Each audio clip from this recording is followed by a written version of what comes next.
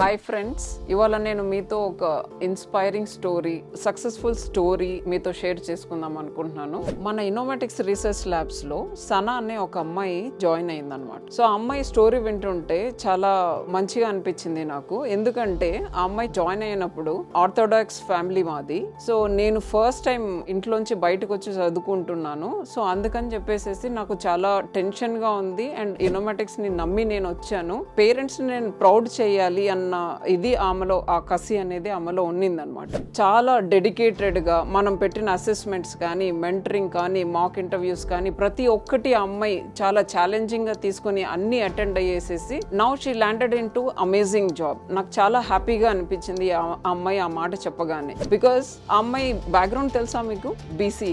అందరూ అడుగుతూ ఉంటారు, డేటా సైన్స్ అంటే ఓన్లీ బీటెక్కే చేయాలేమో, లేకపోతే బీటెక్ కంప్యూటర్ సైన్సే చేయాలేమో, లేకపోతే కంపల్సరీ బీటెక్ ఆర్ అబౌవ్ ఉంటేనే నేను ఎలిజిబుల్ ఏమో అని అనుకుంటారు కదా. అలా కాదు. ఇన్నోవాటిక్స్ రీసెర్చ్ ల్యాబ్స్ లో ఇలాంటి సక్సెస్ స్టోరీస్ ఎన్నో ఉన్నాయి. బీసీఏ, బీఎస్సీ, ఎంబీఏ ఇలాంటి ఎడ్యుకేషన్ బ్యాక్గ్రౌండ్ ఉన్న వాళ్ళకి కూడా మనం డేటా సైన్స్ అండ్ ఏఐలో జాబ్స్ ఇప్పించిన చాలా టెస్టిమోనియల్స్ మీరు మన యూట్యూబ్ ఛానల్లో కూడా చూసుకోవచ్చు. సో మీరు కూడా ఇలా డ్రీమ్ ఐటీ జాబ్ లో ప్లేస్ అవ్వాలనుకుంటున్నారా? So call to this number.